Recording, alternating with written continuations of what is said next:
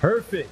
Perfect for as our day plans out. We're planning out things right before we come on the air because it is schedule release day in the NBA. It's bigger than the NFL. It's bigger than Major League Baseball. It's bigger than the NHL. No, it's not. But it's August, and we have to talk about it. Welcome to the PHLY Sixers podcast with Derek Bodner, Kyle Neubeck. I'm Devon Givens. Brianna's here, and Provolone Jones says, are we doing wins and losses today? Yes. Yes. Maybe not down to the individual game. I will definitely do that for tomorrow at minimum. But we will go through the whole schedule as it becomes available. I have spent pretty much all my career making fun of football, reporters who sit down and break down every game. It's just for fun. You got to. Now we have to. We do 5 shows a week. We don't have to do anything. It's just I enjoy the just silly they're going to be 55 and. 37 or 57 and 25, according to James Alexander III in our chat. So there's that. So we'll go over it all once we do have the schedule. We already have a few nuggets that Kyle has unearthed there while looking on social media, checking out a few. Bootzilla is talking about over and under is better. Well, we can do that too with the over under and just simply trying to figure it out of what the Sixers record is going to be by the end of the season. What's the win totals and all of that. So we have all of that here. So Kyle, as you said, man, just making fun of how things are. Derek talked about making fun of the NFL. The NFL makes such a big deal about it. They have shows just built in about the entire thing. So as we look at this here right now and we wait for the Sixers schedule to actually drop and we start to get some nuggets, we already talked about the in-season tournament. And forgive me today, people, if I'm looking at my laptop screen a lot as I try to and even while he's doing that and I'm talking to him, I know to keep talking because I know what he's doing.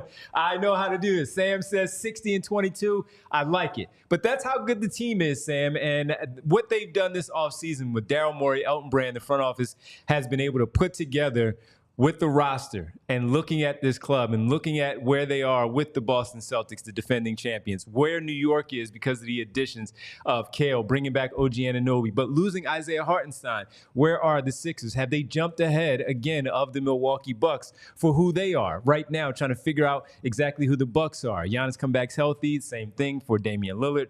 And for Chris Middleton, that team may look a little bit differently as well. Gary Trent, adding them to their starting lineup potentially as a shooting guard. So adding a piece there. He may not be Grayson Allen, but when they did lose Grayson Allen, we talked about how much they gave up in that deal and how it took away a lot of their depth. So have they gotten a little bit better? Bringing in Taurean Prince as well. This is why Sam says 60 and 22. James brings up 57 and 25. And whether you're being realistic or not, Winona saying 61 is the magic number there in the chat. You're doing so because you really believe that this team is improved. Has the goods. From where we were last season to the roster that is built right now, without even looking at the schedule, it's about who you are. And a lot of when we talk about what are they going to do against the Boston Celtics, who are they? How do they match up against the Milwaukee Bucks or some of these other Eastern Conference teams, the up-and-coming Orlando Magic or the Indiana Pacers in their running gun, up and down the floor type of style.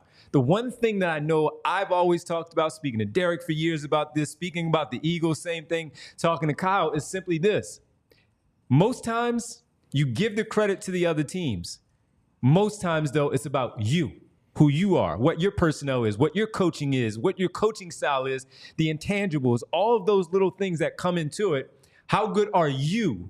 Where you're not worried about who the opponent is what you do to execute what you believe of how good you are and what you've put together to be the team that we've talked about as a contender against those other teams. So where we get focused on why can't they beat the Boston Celtics to start off the season, or why do they have trouble against the Indiana Pacers?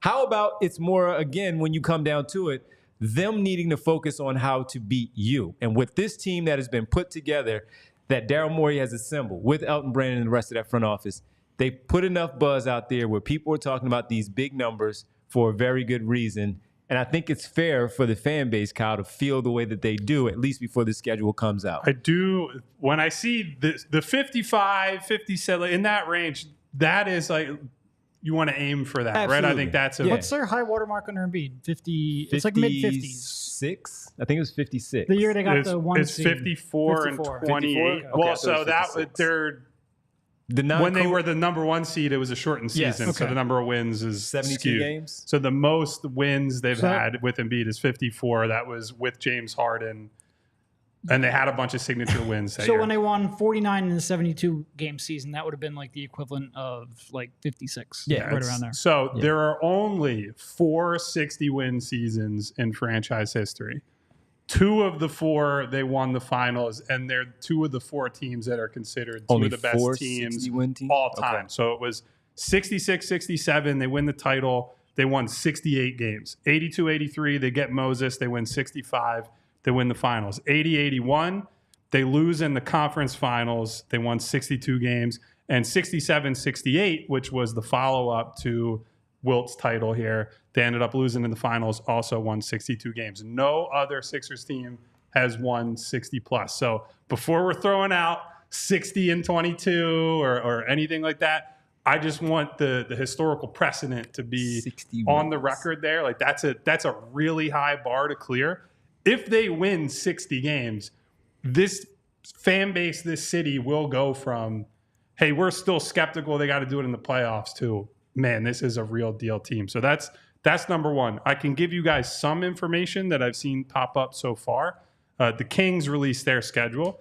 The Sixers will be there on New Year's Day in Sacramento. So of note that we were just talking about right before the show, that means their California trip will be split up. So they will not be doing a extended, maybe they'll be on an extended West Coast trip in November. We'll see in a few minutes. But they won't be doing the normal LA, Sacramento, Golden State trip that they normally do. That's broken up because we already know about the November 6th game against the Clippers on the road.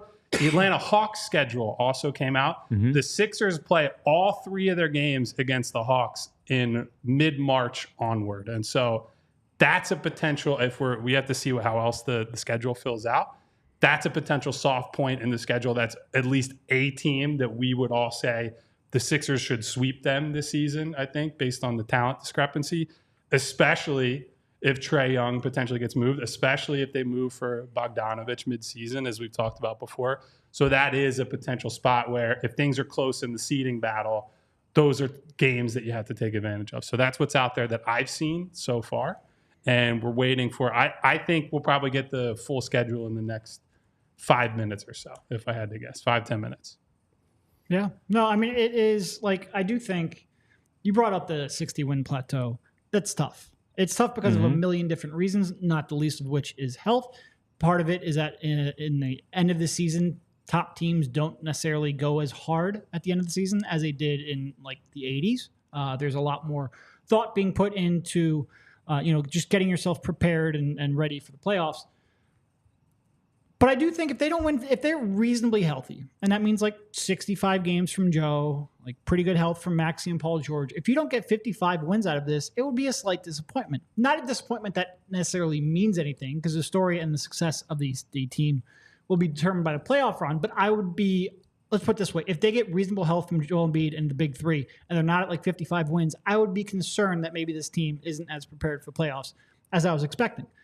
Again, there's going to be a lot of factors in there. The details of how they got to that, let's say if they win 52 games, are going to matter. Mm-hmm. But just on a baseline, if they don't get close to that, I would be a little concerned. Yeah, it all leans towards the seeding when we look at where they are at the end of the season. Ideally, you don't want to have them somewhere in that 4, 5, 6 range. You certainly don't want to be battling for 6 in the play-in like they were a season ago. You just simply want to see them in that top 3, figuring out if they're going to be one of those teams to host a playoff game in round number 1.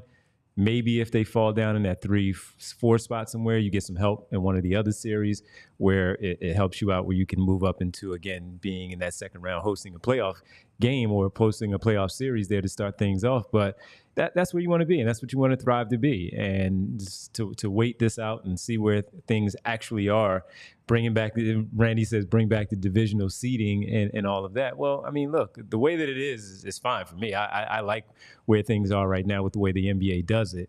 They just have to go out there and execute and get things done. We do have a poll up. Bree put up a poll on our chat. So if you want to jump in there and vote on the chat, the over-under, she's asking the question of 54 wins as the over-under right now.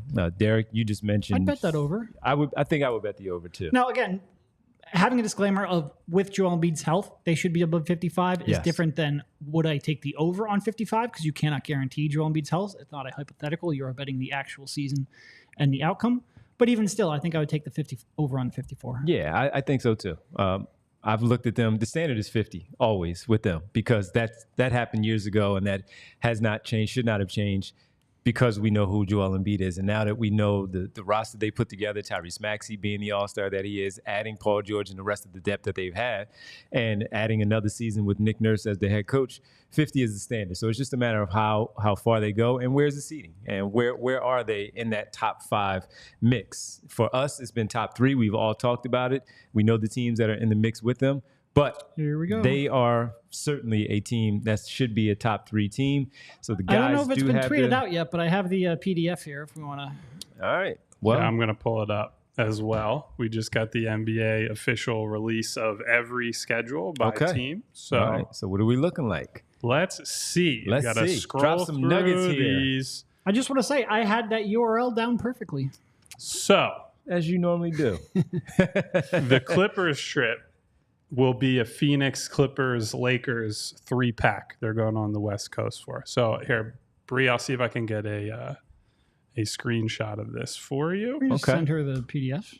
Yeah. Right. Well, but it's a 30-page PDF, so you're going to have to localize the single page that the Sixers are on. Well, as far as the Lakers part goes, we all would have looked at that one and said, if they're going to Clippers, they're going to Lakers. They're going to do that one. They're going to knock that one out right away because they typically do that. But Phoenix, Clippers, Lakers early is pretty interesting. So Sacramento, Golden State, and maybe Portland somewhere in there is probably going to be that second part. And once the guys get that situated, and look, they get it out of the way early. They go out west, get that one out of the way, and then once they do, Sacramento and somewhere around that December, January schedule for that Disney on Ice trip, then they'll have that out of the way. So how tough are the other schedules? It doesn't factor in the Utah piece or the Texas trip, the Texas 3-step or the 2-step, however they're going to do it this particular season. But it's good for me, just on first glance and hearing that, for them to get that out of the way early. So you don't have to worry about it when we're speaking in March and they have this lopsided 5-12 month of March like they've had the last 2 seasons. And, oh, by the way, that's going to be a tough stretch when they go out there. Not to say that Utah and Portland and wherever else they may mix them in, whether it's going to be with that Dallas, San Antonio, Houston trip, not that that's going to be easy. It's not. We know it's not going to be easy, but I think getting those road trips out of the way pretty early is pretty good for the 76ers. We'll look at, certainly when they play against the tough teams in the Eastern Conference, Boston, New York, Cleveland, Orlando now, talking about them, of where they are and seeing exactly where they are with the Milwaukee Bucks as well. We'll get into all of those teams, too, as we look at some of the I think Bree has the full graphic. It is not exactly screen-friendly for us, so it might take a moment. But just we'll go through, let's say, the first week of the season. Okay. We'll say October. October, they start at home against Milwaukee, at Toronto, Friday, October 25th, at Indiana, Sunday, 3:30 p.m., so an early afternoon game, early in the season. Mm-hmm. Mischief night back in Philadelphia, 10:30 against the mighty Detroit Pistons. So we get Tobias Harris and Paul Reed's return in the first week of the season. Do they get their video? Do they get their videos? I know they will. Bree, if you want to zoom in on the early part of it, because I think that'll probably make it easier if that's possible. Yeah, they'll do that for Paul too. But Tobias is definitely getting a video tribute. The Tobias return game, October 30th. If you want to boo him, if you want to say thank you, that is your choice. That's the early part of the schedule. Then we have Memphis, and then they go on the road for that Phoenix Clippers Lakers 3-pack. So let me see. Let's go through here. Derek, can you count up the back-to-backs for us and see? That is probably the most noteworthy number that we're going to have to. Well, no back-to-backs to start things off. In that run that you just laid out, no back-to-backs. First one is November 12th and 13th, so it's a little ways away. And that one is also a 3 games in 4 nights, which is always that's a fun one for everybody, and the 12th, us included. The 12th is that New York game. Is that yes, the New York game. That is the play in the NBA Cup group play start for the New York Knicks. Yes. So that's the 12th. The one. So if you guys can see our YouTube viewers here are able to see the labeled blue ones on the schedule. Those are all NBA Cup games. So Knicks on 11-12, Orlando 11-15, Brooklyn 11-22, Charlotte December 3rd. Okay. Eyeballing it, what is your first reaction? What jumps out at you so far, you two on set, as Derek counts up the back-to-backs? So I'm just taking a peek at it. Since we just put it up on the screen. I counted 14 back-to-backs. 14? But I sometimes forget which month. I'll double check you just in case. So you tell me what jumps out at you otherwise while I'm checking the calculator's math. Well, what here. jumped out at me as I was counting that up, it seemed like 4 or 5 of those back-to-backs came in January. So just first thought, January might be a little bit of a hectic month, but I haven't actually gone through and looked at the schedule too much. There is that big road trip at the end of December and early into January. That is always tough. And not only is that a West Coast trip with Utah, Portland, Sacramento, Golden State, but you started off at Boston as well before heading out there. So that is probably the stretch that jumps out the most. The other long road trip is in March. Starts at Dallas, Houston, Oklahoma City, San Antonio, Atlanta, and New Orleans. Not necessarily as tough of teams, although some really tough teams mix in there as well. But that is the other really long road trip. Okay. Just quickly talking about that. The early part of the schedule, 2 home games in October, 2 on the road. That's the easy part. 7 each in November of the 14 games. So November, they're split right away. 7 each home, 7 on the road in the 14 games in November. And we'll give out the breakdowns of the other months. I actually count 15 back-to-backs, which last year I believe they had 11. So that's a pretty sizable increase. It's 4 more back-to-backs this season. I don't know if there's a rhyme or reason to that, but I would say that jumps out at me as a fairly big deal for a team that we're already anticipating is going to get some rest games in for Joel, maybe for Paul, definitely for the Kyle Lowrys of the world. So if you're a Sixers depth player, if you're somebody like rookie guard Jared McCain, for example, that brutal stretch in January is where I would anticipate, like, hey, that might be the time that you need to be ready for. Like maybe Jared goes down to Delaware early in the season just to keep himself in game shape and game rhythm, and gets maybe like a month-ish, month and a half, and then you got to be ready for prime time. Speaking of January, they are in Denver on January 21st. It is a national TV game again on TNT, which obviously there are a lot of eyeballs, specifically people in Denver who are going to be wondering whether or not Joel Embiid will play in that one. They do have a day off. They're in Milwaukee on the 19th, 2 days before. And that's Milwaukee game is the tail end of a back-to-back. They're in Indiana before then. And then they have 2 days off after that Denver game. So theoretically, if you're going to maximize Joel Embiid's chances of playing, play him in Indy on the 18th, sit him in Milwaukee on the 19th, play him in Denver on the 21st. He will only play like 1 game in like a 5-day stretch. Hopefully, and you wonder if the schedule makers designed it this way, he will be, knock on wood, health permitting, available for that game, just so we don't have to live through that narrative once again. No, I would see at this point, I hope he never plays in Denver. Literally never plays there again. I hope they cry about it. Kyle, part of your argument could be, well, the Eastern Conference is more important, where you need to make sure you're ahead, head-to-head against the Milwaukee Bucks. So forget about the 100%. Denver Nuggets, and you take up the Milwaukee Bucks there. All right, we're going to take a quick break. When we come right back, we'll get into a few other notables from the schedule for the 76ers, schedule release day, and the NBA. Sixers dropped. We're going to break some of that down, continue on the other side here on PHLY Sixers podcast. First up, we want to tell you about BetterHelp. When your schedule is packed with kids' activities, big work projects, and more, it's easy to let your priorities slip. Even when you know what makes you happy, it's hard to make time for it. But when you feel like you have no time for yourself, non-negotiables like therapy are more important than ever. I've said this in the past, but I think a lot of people view therapy as something you only do when there are major life events. Not necessarily the case. Sometimes you just need to go talk to someone who's unbiased, who's maybe not going to judge you, and who's been there before and helped other people out. Therapy is a great way to do that. If you're thinking of starting therapy, give BetterHelp a try. It's entirely online, designed to be convenient, flexible, and suited to your schedule. Just fill out a brief questionnaire to get matched with a licensed therapist, and switch therapists anytime for no additional charge. Never skip therapy day with BetterHelp. Visit betterhelp.com/PHLY today to get 10% off your first month. That's BetterHelp, HELP.com/PHLY. And guys, we're in the midst of the very warm months here in Philadelphia, the very sunny months. You might need to protect your eyes from the sunshine, whether you're in the city, you're down the shore, you're on some type of big vacation in August. A lot of the NBA uses their vacation time in August after now the Olympics, but normally after Summer League and whatnot lets up. Shady Rays has you prepared for the season ahead with quality shades that are built to last. Shady Rays is an independent sunglasses company offering a world-class product rated 5 stars by over 300,000 people. Hundreds of options to choose from. Probably have a style in your favorite team's colors. You guys have seen the ones that I wear. Maybe you don't like that style, but they have plenty of others to choose from. And I can tell you from experience, no matter where you take them, they will keep your eyes protected when you need it the most.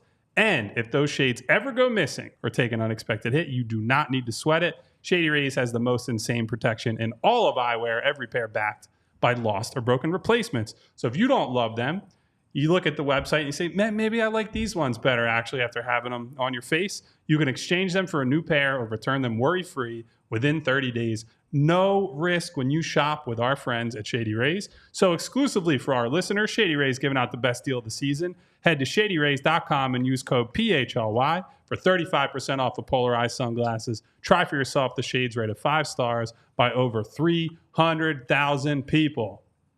So with those Shady Rays, of course, if you go on those early West Coast trips, you make sure you have your sunglasses.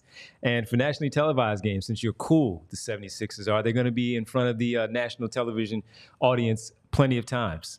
21, I counted non-NBA TV games, 21 of ABC, ESPN, TNT, those games that they will be on nationally televised games. So that's 21 for your Philadelphia 76ers. So for us, that means we're going to get some marquee games where we might be here early on the weekend. We might be here late on the weekend because of what their schedule actually is. For a few notables here, the longest homestand of the season, 2 6 games over 9-day stretches, from January 28th to February 5th. And that is 6 games over 9-day stretch there, starting with the Los Angeles Lakers and concluding with the Miami Heat on February 5th. So January 28th all the way through February 5th. This pair of 6-game road trips, First is the Christmas tip-off on Christmas, continues through January 4th against Boston. So big schedule there. And then the next one is March 16th through the 24th, starting with the Dallas Mavericks, which is part of the Texas trip, Dallas and Houston, and it concludes in New Orleans on March 24th. Dallas-Houston back-to-back will not be a fun one. No, it's not.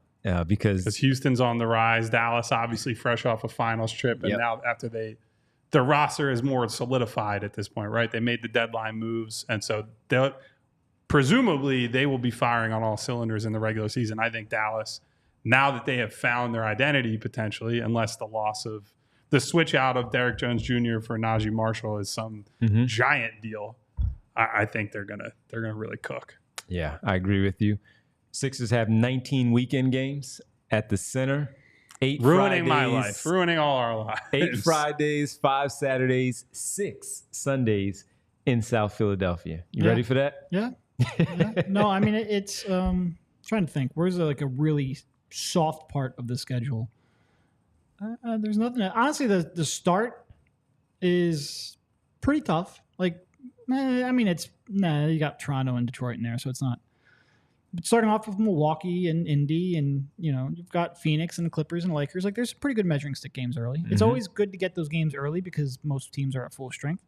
But yeah, there's the stretch in late January, early December where they're at home for a while. Those will be nice. I think early December, I know Orlando is obviously on the rise, but I think they have 2 games in a row at home against the Magic. They play the Bulls. Yeah. They play Charlotte. They play Cleveland on the road, and then San Antonio at home. That's a stretch. I think you got to go what's that? 1, 2, 3, 4, 5, 6. You got to go 5-1 minimum during that stretch, I think, because those are all teams that they should beat. There's some good teams, Cleveland and Orlando, and even San Antonio, now that they have some real a real guard in Chris Paul who will throw Embiid the ball.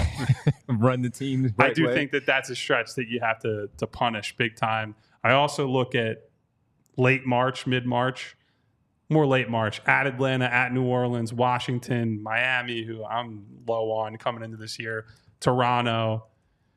Those are winnable games down the stretch. There's not really, though. It's not like last year where we looked at December and said, boy, this stretch is just a bunch of bums. They're sprinkled in between good teams. And maybe that speaks to the quality of the league, or like the average team is better now than maybe it was a few years ago, and maybe it was even last season. Like, for example, Memphis was a team last year that was the walking dead. And so by the time you get to play them, that's a basically guaranteed 2-0 as long as you show up for the Sixers. Now they have Ja Morant back. Now Marcus Smart is going to be here this season. Desmond Bane will be healthy. All their guys will be healthy, presumably. And so when you play them early in the season at full strength, that's a much different opportunity than it was last year. So I think on average, every game will be harder because of things like that. Can't wait to see Joel early against Edey once they put him out there. That's going to be fun. I will say, depending on Miami and how seriously they take the regular season, and quite frankly, just whether or not Jimmy takes a step back, the end of the season is pretty favorable. Yes. In the last 14 games, you've got San Antonio, Atlanta, Washington, Miami, Toronto, Miami again, Washington, Atlanta, Chicago. Like, so you've got a good chunk, 8 or 9 very winnable games there at the end, depending on the strength of Miami. So I think they have a chance to end strong. Now, again, you never know health at the end of the year. You never know motivation at the end of the year. They could have something locked up. They might not have much to play for. They're, trying to get set up for the playoffs. But if they need those games, there's a pretty soft end of the schedule there. And another month of March where they have more road games than home games. 7 home, 10 road. Last couple of seasons, it's been 5 and 12. Basically, that was the balance there. 5 and 12. This year is 7 and 10. So they helped them out a little bit, and having 2 extra home games. But that's that stretch again where we start to focus on what the postseason is going to look like. Where's the seeding? Where are they in the Eastern Conference, and what do they need to do? Are they going to have enough home games? They're going to struggle. Well, 2 seasons ago, they were really good during that month of March where it was not a problem. Doc Rivers' last year, it was not a problem at all. Last season, we know about the injuries with Melton, Covington, Embiid, of course, where they missed a lot of their personnel. That month was really tough for them. They did do a little bit better than expected, thanks to the heroics of Tyrese Maxey and a few others. But 7 and 10 this year in March is much better than we've seen over the past 2 seasons. April, 7 games, 4 home, 3 road before you get to the postseason. So 17 games in March, 17 in January. As you mentioned, that January stretch, 9 home, 8 road there for the Philadelphia 76ers. The gap that we know now because of the NBA Cup, the week of December 8th will not be announced, as we found out last season for the first time, until the conclusion of the group play for the NBA Cup. So anybody looking at the schedule and wondering what's going on, remember it's the NBA Cup, and that's where things will be set after things are finished with the group play stage for the NBA Cup 2024. Mm-hmm. So the 2 did we go over the longest road trips yet? I believe they have 2 different 6. Yes. So which one of those I mentioned those already. Are you more intimidated by looking at them right now? So first one is end of December. It's Boston, Utah, Portland, Sacramento, Golden State, Brooklyn. Mm-hmm. There are some tough ones in there, but to me, I think you can win Utah, Portland, Sacramento, Golden State, and Brooklyn. I don't think that's crazy to win any of those. Whereas if you go to the long one, the 6-game road trip in March, that's at Dallas, back-to-back at Houston, at OKC I guess it's not. No, it is 3 games in 4 nights, right? So 2 days later, yep. OKC, at San Antonio, and then at Atlanta, at New Orleans. So that one feels like the toughest road trip I agree. of the year to me. Part of that is because I don't believe in Utah, I don't believe in Portland, don't believe in Golden State, and Brooklyn is a nothing team. Sacramento and Boston in that December trip are the toughest games. And Boston, by far the toughest game on Christmas at a 5 p.m. start time. So that'll be, I always am interested by those where you're playing at a time that you generally will never play in the regular season on East Coast time. And, whose pregame prep is better, who's more ready for that moment, that start time. Everybody's thrown off a little bit, your sleep's off, you're doing gifts with the family in the morning. Like, how does that go? So I guess we'll see on that one. But obviously that's the marquee game on the schedule. Christmas Day against the Celtics. Just hearing him describe Brooklyn as a nothing team, I'm happy for you. Thank you, man. I don't have. Well, they're a nothing team now. Yeah, don't have to deal I would with say that. they were closer to something. With that's why I'm saying friend, I'm happy family he of got the off. show, Mikhail. Yeah, don't have to worry about that anymore. So that's a good thing. But no, that stretch is going to be tough because as we saw with San Antonio, even though again your personnel wasn't all there, you can get clipped on these kind of trips with teams that you're supposed to beat because of how competitive they are, what they're trying to do in terms of their winning. Because you have someone like Chris Paul. Maybe they've made a move. They're in the mix a little bit for a play-in situation. Maybe they decide they want to make a move somewhere at the trade deadline that improves their team overall. And with that, you can get stumped and, you start tripping a little bit over yourself after you may have, let's say they're 2-1 in that OKC, Houston, Dallas trio of games. Hey, you go into San Antonio, you overlook them, and then you do the same against Atlanta. Next thing you know, you're walking into that end of the road trip against New Orleans, waiting to get home after being on the road for such a long time, looking at the New Orleans Pelicans saying, it doesn't matter, it's the Western Conference, who cares, and let's just get back home. And your trip is ended maybe at a 3-3, but you wish it was a little bit better, or 2-4, and where did you slip up? So that's a tough one right there. And especially it's because it's March. It's those road games that we talked about, of those 10 on the road in March once again. And because of that one is that's the scary part of that 6-game, those 2 6-game trips that they have. I agree with you. No, I think Kyle's point about how compressed that second one in March is a big deal when talking about this. Because you play 3 very good teams in 4 days, and then you get the bounce back and you play Wemby and you assume an ascending San Antonio team. That's not to say they're going to be like a real playoff team. No, but that's a much more competitive game this year. Yeah, and Wemby this year might be good enough where like he can just steal some games against very good teams that you wouldn't expect. Whereas last year, because he was a rookie and because he had like a half a passer on the entire team, maybe could not. All right, we're gonna need to talk about some more of these marquee games that we see on the schedule. Who you're looking forward to see, Kyle? Same for you, Derek. Who you're looking forward to see this season? We'll talk about that on the other side here on the PHLY Sixers podcast, and we might have a way for you to get some tickets for those games. Oh. Like Devon mentioned, we are in the middle of baseball season, which the Phillies are fresh off of a 1-game winning streak. Nice. Do not take that for granted. Nice. In more seriousness, the Baseball Reference gives them a 99.3% chance of making the postseason. So you will hopefully have very, very intense baseball to come. If that is the case, Game Time is the place you want to go. Game Time is an authorized ticket marketplace for Major League Baseball, which makes getting tickets faster and easier. Prices on the Game Time app actually go down the closer it gets to first pitch. With killer deals on last-minute tickets, all-in prices, views from your seat, and their lowest price guarantee, Game Time takes the guesswork out of buying MLB tickets. Here are some of the features of Game Time. Derek's brain just broke in the middle of an ad read. Not sure what happened on that one. As mentioned, there is the last-minute deals. Save up to 60% off buying last minute for sports, concerts, comedy, theater, and more.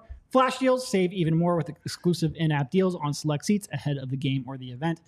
They have zone deals, so you can save even more when you choose a section and let Game Time choose the seats. All-in ticket pricing, which basically shows you the all-up-front price up front. No surprises at checkout, and you get panoramic seat views from your seat in the app before you buy. Take the guesswork out of buying MLB tickets with Game Time. Download the Game Time app, create an account, and use code PHLY for $20 off your first purchase. Terms apply. Again, create an account and redeem code PHLY for $20 off. Download Game Time today. Last minute tickets, lowest price guaranteed. And after you finish watching that baseball game in South Philadelphia, you just jump right on 95 and head down to Parks Casino to finish off your night. Perfect for those afterward get-togethers. Maybe you want to watch the game there at Parks Casino. Or if you're leaving the stadium area again, the sports complex, you can head on down there. Date night, girls' night out as well. Sip on some tantalizing drinks and soak up those warmer weather, good vibes right now at Parks Casino. This is how you win. My casino of choice, again, is Parks Casino. Been telling you about it for a while, and they now offer an epic $5 happy hour as we are approaching the end of the week here on this Thursday, Friday, tomorrow. Great food, drinks every Wednesday through Sunday at the Liberty Bell Gastro Pub. Enjoy $5 drafts of Forged Stout, Victory Seasonal, or those Parks Pills. What about the Pilsners that you like? Maybe Parks has it for you for $5. Enjoy other $5 treats. Glasses of Albertoni Cabernet, if that's your drink of choice. Enjoy the drink of the summer. Nice cab, the drink of the summer. A $5 Twisted Tea frozen whiskey, Arnold Palmer. Look at that combination there for you. Or you can feast on, or plus feast on flavor packed $5 small plates of braised short rib sliders. Those are very good. Hot honey chicken sliders, also tasty. Or rotisserie chicken flatbreads. Whatever you like, they have it for you. The summer is approaching the end, but all roads lead to Parks Casino, the #1 casino in Pennsylvania, with 3,200 state-of-the-art slots, 115 live table games, beautiful poker room, plus a collection of incredible award-winning restaurants for you to take advantage of. You can check out, just announced, Tiffany Haddish on September 27th at Parks Casino. Tickets for all shows at parkscasino.com. Visit parkscasino.com. Must be 21 plus. Gambling problem, 1-800-GAMBLER. Parks Casino. This is how you win. Winona's trying to send me chicken nuggets to the studio that she's erroneously calling boneless wings, but that's an argument for another day. I was going to say, she did not say chicken nuggets in the chat. A friend of mine, Sal, told me to send something to you. I had to send it to you. It was about the woman with that got busted for the chicken wings. You hear about the one lady? No, I did not. Oh, man. This is a big story. I did have someone on Twitter reach out that said that perhaps I erroneously said that woman rigged the breakdancing committee in Australia. Yeah. There is a petition that is out there, but it does not seem that is authentic or legitimate. So there's still some... She's doing a lot of interviews out there, though. Apologies to Ray Gunn if she didn't actually rig the breakdancing committee for the Olympics. Here's my question. Halftime entertainment at one of these new games that we have in front of us. Will Ray Gunn be performing at halftime of a Sixer game? And will you sit in your seat and watch? If Ray Gunn is there over the legend Red Panda, or what's the guy, Scooby and... Oh, with the little dog? The I little can't Chihuahua? remember the guy's name. Yeah, it's something, but I know you're talking about. Is it like Tristan and Scooby? Something like that? I'm blank. There are a lot of good halftime acts in the NBA. But if the Sixers are serving any kind of food at halftime, I'm there over the halftime show, unless it's Red Panda. Ray Gun, huh? No Ray Gun. I'm good. I didn't even watch breakdancing during the actual Olympics. I'm sure as heck not watching her fumble all over herself during halftime when I'm trying. And actually, more information for the viewers.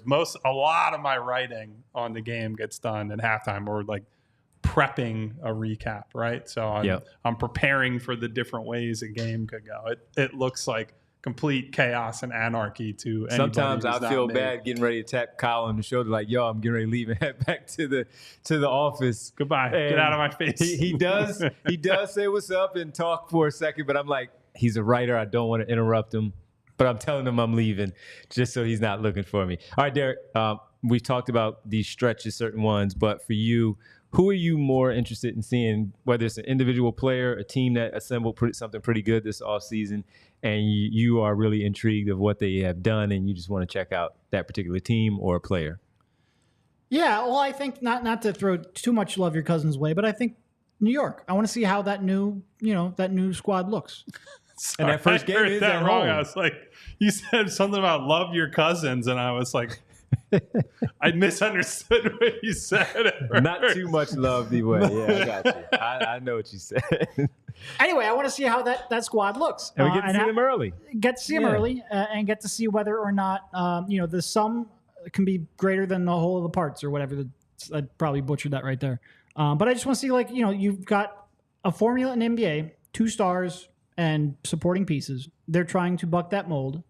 Can they do that with elite? I don't call them role players, but 1 star and a bunch of third options. I think if there's any team that's going to do it, it's in part them, because they have so many people on below market contract, including now Brunson for a long time. I've expressed that it might be tough to keep that squad together, but those 2 contracts, both your cousin and Brunson, make that a little bit more feasible. But right now, they made a very aggressive move, and they're doing that. They gave up a lot of long-term equity to do so. Are they truly a title contender? I think it's going to be fun to watch. All right, so New York first on the 12th in November. following up with another home game, 2 home games out of the way first. That's going to be January 15th against New York. Then they go to New York on Wednesday, February 26th. And that's in New York, a Wednesday night ESPN game. And the last one is in April 1st, April Fool's Day in New York. That's a Tuesday night for the New York Knicks. Kyle, about you? New York first, just your thoughts against the Sixers, like Derek was mentioning, but something that stands out to you in terms of who you're looking forward to seeing. Well, before we get to that, I learned some more information about the general schedule. The average amount of back-to-backs went up for the entire league this year. It's 14.9, so they are almost dead average in terms of how many back-to-backs they drew. There are no more 4 games and 5-night stretches for the whole league. No 8 and 12s. No, and I don't think that we ever kept track of this, but no 18 games in 30 days. So to that point, the Sixers actually play 17 games in January, which it's literally as high as they will allow you to go in pure game volume in a month. So that's something to make note of. Boy, no more 8 and 12s. Oof. It's huge deviation. I have no idea if they've ever played 18 and 30 is just like, what are we doing at here? least that I used to track like how many games they play per month so you can get a rough estimate. But like 8 and 12, I don't know if I've ever actually looked that up before. So for me, the Knicks games are absolutely important and are litmus test games. I'm not sure there's a true, like, this is circle the calendar. I need to be. Obviously, we are seeded for all these games, and I treat them all with various levels of importance. Leaving the first Boston meeting until Christmas is really interesting. And that if you're looking at it from the Sixers perspective, that's pretty ideal in that you get, let's see, 27 games before you have to play them. So you get like over a quarter of the season to iterate, to mess with lineups, to figure out your rotations behind the stars, to figure out one of the big questions we keep talking about is, does Joel play the backup minutes with Maxey, or is it Maxey and George and you try to be the best possible group without Joel on the floor? You get to go through all that experimentation for the quarter mark of the season. A lot of people believe the season only really starts on Christmas anyway. They're wrapped up in football. They're wrapped up in baseball playoffs, whatever it is. Well, now it's like, okay, you're being introduced to a lot of people who are jumping on the bandwagon, getting ready for basketball season on Christmas. That's really exciting for me because some of the difficult part in recent seasons, even as I've thought the team is better or had a better shot than the fans did, you're playing Boston like week 2 or week 1 of the season, and Boston has just had much more continuity. They've been a better team than them pretty consistently. And so it's just like, oh, well, they can't beat Boston and nothing matters. And the season's over a week or 2 into the season. So I like this just from a build-up and a narrative perspective of like, this becomes a true marquee game on Christmas. I'm very excited for that one. To your point, in 23-24, they played Boston in Game 7. They improved to 6-1. They played Milwaukee the opening night, lost by 1 point in that opening night. But again, if you all remember, they went on that nice stretch where the Sixers started off 8-1 after defeating Indiana. And that Sunday night matchup in 22-23, they played Boston. I think it was week 2. It was opening night. They played Boston opening night, lost that one 126-117. So to your point, now we have the drama of 27 games before Boston, whether they're 20-7, 22-5, 21-6, whatever it might be. Both of those teams right there with each other at the top of the Atlantic Division, top of the Eastern Conference when they face off on Christmas. That's gonna be a fun one. They played the Clippers. We talked about them on November 6th. Sunday night matchup against the Clippers here, not nationally televised. 6 p.m. game against the Clippers on a Sunday. And it's not on national what TV. Is that? Now I need to cross-reference the Eagles schedule for that. It's also early in the season, so you're like, Kawhi should be, depending on how. Right. It's not even on national TV. What do they? That one I don't get. For me, I wanted to see Orlando this year. I want to see how good they are. I want to see how much better they've gotten. Just as a team, not so much a matchup. Well, even with the matchup, though, while the Sixers had their advantage against them last season, they handled their business against them. I want to see year 2 improvement under Mosley, adding Kentavious Caldwell-Pope to that team, seeing if they take that next step in their development where we're giving them the credit of being a very good up-and-coming young team, putting them in that top 5, top 6 conversation. What does that look like against the Sixers in the event, Derek, that they have to face them in the postseason in one of those rounds, whether it's the first round or second round against the Orlando Magic? That's one that I have interest in. I've always been a fan of Jalen Suggs. He struggled in year 2, improved and came back in year 3 in a big way for where he is right now. So now that he has gotten that groove back, but does Franz Wagner, does he bounce back from the poor shooting that he had from long range last season? And what does Paolo do in year 3? He did not take a drop from year 1 to year 2. He improved. Does that drop come? Does it happen? Or does he just continue to have that arrow pointing up for Paolo Banchero? So as a new team that we focus on that you don't want to get stumped by, I want to see how they match up against the Orlando Magic this year. They have my attention from what they did last season. No, the East is going to be very competitive and very fun to watch. Going back to Kyle's point about the Boston Christmas night game, I forget the time. It doesn't matter. 5 p.m. Christmas day, early evening. If you remember back a couple of years ago, right, like the COVID season before it got shortened, they beat the Bucks on Christmas Day. National TV. I think they were like 25-10 or something, playing really well. And then obviously the season ended up falling apart because of the pandemic. And then Simmons got injured. But regardless, that was a point where we were at, and we hadn't gotten quite to the doom and gloom era of the Joel Embiid era. Like everybody was still sort of like very excited and looked like they were taking the next step, and they beat a good team on national TV and just lined up with a point where there were a lot more eyeballs on the NBA. And if they can come out strong, build some early season wins, get a good record going, and then win that game, I think the city could fall in love with the team pretty quickly. Not necessarily fall in love like they could 5 years ago, because stuff has happened in between there. People are going to be skeptical until they do it. There's too much trauma that has happened.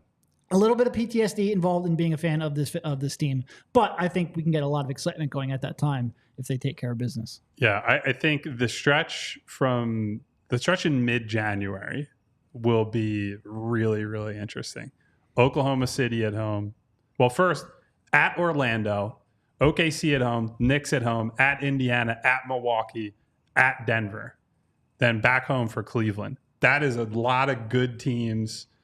A few, I think Denver would be considered a real contender. OKC, certainly a real contender. New York, a contender. Milwaukee, a contender. Indiana just went to, even if it was because of injuries and other factors, they went to the conference finals. They're on the rise. As you said, Devon, everyone's kind of looking at Orlando as a take the next step team this season. Those are all good teams. And so that, it might not be all on the road. You do get the Thunder and the Knicks at home as like a little sandwiched in between those road games there, but that will be a big stretch for them. It'll either be panic time, because that also dovetails with, hey, we're heading into the trade deadline. What do they need? I don't think this front office is reactionary in the way that I think the Brian Colangelo group was, where it's like, hey, you have a bad stretch leading into February, and then it turns into, we got to go get somebody. Someone's got to fill this hole. I think this group does not look at it that way. But if you're talking about taking the temperature, taking the pulse of the fan base, of the national media apparatus and whatnot, that is going to be a big stretch of the season for this group. And those Sunday matinee games that we normally look at, I just had it. The one early game I see at home that's a 3:30 start on a Sunday was, I lost it as you were talking about that. They don't have a lot this year, so we don't have to worry about going down to the arena and dealing with that. Chicago late in the season, that's to close it out. Most of them are on the road for these early games on Sunday. I like that we have games. On Sunday though. Yeah, I'm even fine on with Sunday. that. Yeah, I'm fine with that. yeah. Because sometimes you get to the Sunday and you're like, nah, I'm cool. I don't want to deal with that. Sunday again in Chicago. That's a 1:00 game, and the Golden State at home. That's going to be a phone on a Saturday night, 8:30, nationally televised ABC. I gotta be honest, the Steph factor will make it fun. Yeah, that's the only reason. I am down on the Warriors in a big way. I think they had a bad offseason. And I like DeAnthony if he's healthy.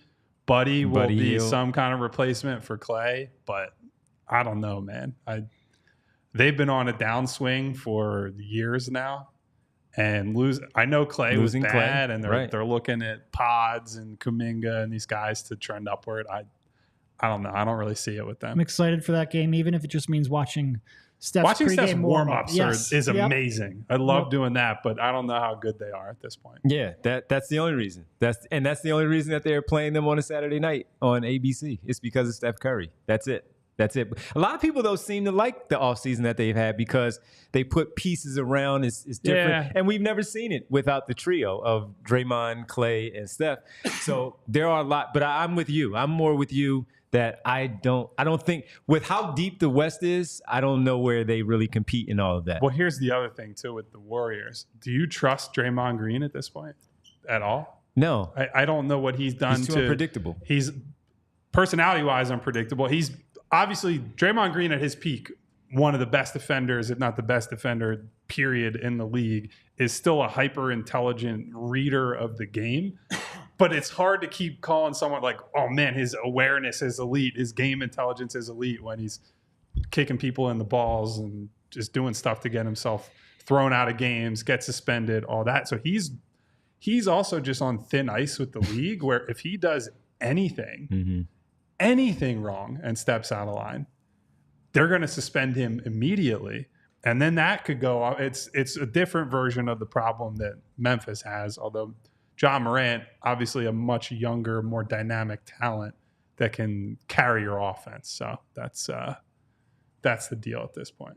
We have a lot of people trolling me or trolling the show today. For what? I'm so flattered that the same person keeps trying to create new accounts to say that we're not from Philly when I literally own a home in Philadelphia and live here and bleed here and been here my entire life. So shout out to this person who's too much of a fucking coward to show their face and has to keep hiding behind new names and names like Big Killa and Big Philly, and then tried to make a name called Ashley to pretend that they were a woman saying something. You're a fucking loser. I like how Bree goes out of her way to make sure that they're not part of the show. It. I'm going to invite it. You're too much of a coward to even show your face or use your real name. Don't be coming at me. I'm on the block in Philadelphia. You can come find me and see me and say it to my fucking face, you loser. Kyle with a meet me at. So sorry to Winona and to Winona's mother and anybody else for the cursing, but I don't take the. You're not coming in here talking trash to me and getting away with it. Sorry. Bree, I wish we could use the Jada You're definitely not getting away with it if you're talking about these guys either. Oh, hell no. We all stand for each other. And Bree, I wish we could use the Jada kiss. I'm outside. No, I mean, we're Kyle right now. I don't do Instagram. I don't do Twitter. Kyle, this is what I do. That's right. He roasts and destroys people on the show if necessary. But yeah.